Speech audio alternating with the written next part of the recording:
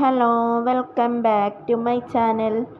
അങ്ങനെ നമ്മൾ ആഗ്രഹിച്ച ദിവസം വന്നെത്തി. ഇന്നാണ് എൻ്റെ മോളെ കാതുകുത്തുമംഗലം.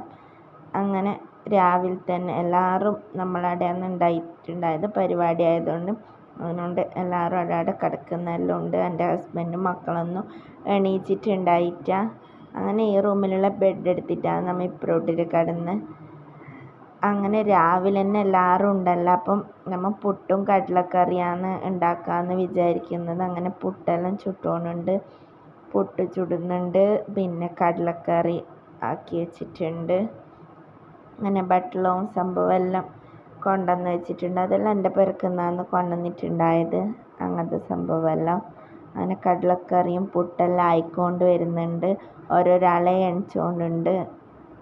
അങ്ങനത്തെ എല്ലാം സംഭവമാണ്. പിന്നെ നമ്മൾ ഇവിടെയാണ് വെക്കുന്ന ആൾ വരണോത്രേ. അങ്ങനെ വെക്കുന്ന ആളെല്ലാം വന്ന് പിന്നെ അതിൻ്റെ ഒന്നിച്ച് എൻ്റെ ഉപ്പാവും പിന്നെ ഹസ്ബൻഡും ഹെൽപ്പാക്കി കൊടുത്തതാണ്. പിന്നെ വെക്കുന്ന മറ്റാരെല്ലാം ഞാൻ അന്നത്തെ വീഡിയോയിലെല്ലാം പറഞ്ഞിട്ടുണ്ട്. നമ്മളെ ഫാമിലിയിൽ എന്ത് പരിപാടി വന്നാലും വെക്കുന്നത് എൻ്റെ ഹസ്ബൻഡിൻ്റെ ഫ്രണ്ടാണ്. അങ്ങനെ അവർ വർത്താനെല്ലാം പറഞ്ഞിട്ട് കുക്കിംഗ് പരിപാടിയിലാണ്. വെക്കാൻ ആളെ ആക്കിയതുകൊണ്ട് നമുക്കൊരു ടെൻഷനില്ല. കുറച്ച് നല്ലോണം ആയതുകൊണ്ടാണ് വെക്കാനാക്കിയത്. ചെറിയ ചെറിയ പരിപാടിക്കെല്ലാം നമ്മൾ തന്നെയാണ് ഫുഡെല്ലാം ഉണ്ടാക്കൽ. അങ്ങനെ ഓരോരാളെ റെഡിയാകുന്നുണ്ട്. വെള്ളിയാഴ്ച അല്ലേ, വെള്ളിയാഴ്ച പള്ളിയിൽ നീന്നതിന് മുമ്പായിട്ട് ഓരോരാളെ റെഡിയാകുന്നുണ്ട്. അങ്ങനെ വീഡിയോക്കാരെല്ലാം വന്ന് ഫോട്ടോഷൂട്ടും കാര്യമെല്ലാം മോളത് കുറേ എടുത്ത്, പിന്നെ നമ്മൾ കുറേ വീഡിയോസ് എല്ലാം എടുത്ത്. പിന്നെ പള്ളിയിൽ നിന്ന് കീഞ്ഞതിന് ശേഷം ഭയങ്കര ആളുണ്ടായിന്. എങ്ങനെ മാനേജ് ചെയ്ത് നമുക്ക് തന്നെ പറയാൻ പറ്റുന്നില്ല. അങ്ങനെ ഞാൻ ഇത്രയൊന്നും ആളെ പ്രതീക്ഷിച്ചിട്ടുണ്ടായിട്ട. വിളിച്ചവരെല്ലാം വരുമെന്ന് ഞാൻ തീരെ പ്രതീക്ഷിച്ചിട്ടുണ്ടായിട്ട. അങ്ങനത്തെ ഒരു തിരക്കാന്നുണ്ടായത്. അപ്പം വീഡിയോസും ഫോട്ടോസും ഒന്നും നമുക്ക് എടുക്കാൻ പറ്റിയിട്ടുണ്ടായിട്ട. അങ്ങനെ എല്ലാം തിരക്കെല്ലാം കഴിഞ്ഞതിന് ശേഷം കേക്ക് വന്നതിന് ശേഷം നമ്മൾ കേക്കെല്ലാം കട്ടാക്കി. നമുക്ക് സത്യം പറഞ്ഞാൽ അന്നത്തെ ദിവസം ഫുഡ് കഴിക്കാൻ എന്നെ മറന്നുപോയി എന്നറിയാം. അങ്ങനെ ഒരു തിരക്കുണ്ടായിന് അന്നത്തെ ദിവസം. അപ്പോഴത്തേക്ക് എൻ്റെ മോള് നല്ല ടയേർഡായിന്. കേക്കെല്ലാം മുറിച്ചതിന് ശേഷം നമ്മൾ ഓൾ ഡ്രസ്സെല്ലാം ചേഞ്ച് ആക്കി കൊടുത്ത് പിന്നെ നമ്മൾ ഫുള്ള് വൃത്തിയാക്കുന്ന പരിപാടിയിലുണ്ടായതാണ്.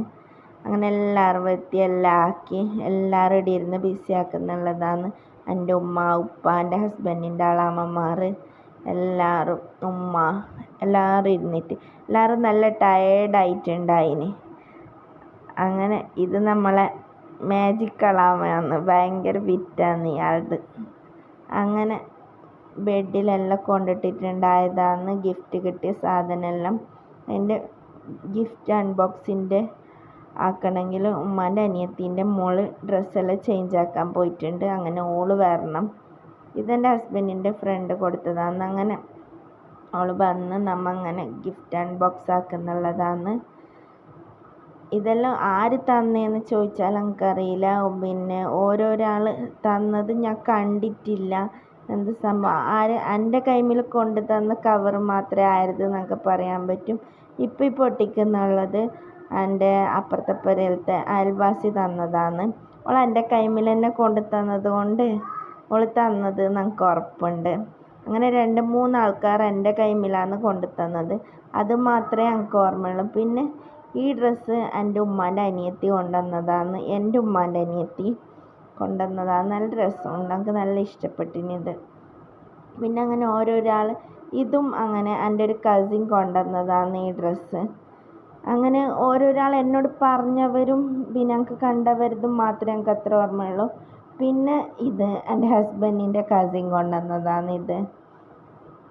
അതും കുറച്ച് പേരത് മാത്രം എനിക്ക്. പിന്നെ ഒരു കവറുണ്ട്.